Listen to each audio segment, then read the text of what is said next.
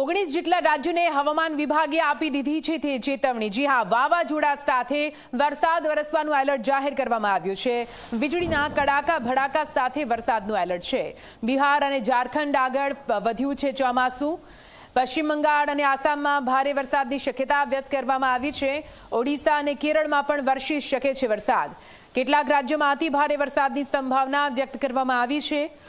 50 થી 80 કિલોમીટર પ્રતિ કલાકની ઝડપે પવન પણ ફૂંકાશે। રાજસ્થાન અને મધ્યપ્રદેશમાં તેજ પવન ફૂંકાઈ શકે છે। દક્ષિણ ભારતમાં પણ તોફાની પવનની શક્યતા વ્યક્ત કરવામાં આવી છે।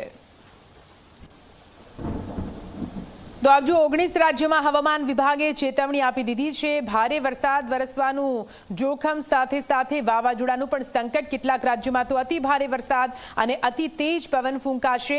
રાજસ્થાન મધ્યપ્રદેશમાં પણ સાથે સાથે દક્ષિણ ભારતમાં પણ તોફાની પવનની શક્યતા વ્યક્ત કરવામાં આવી છે।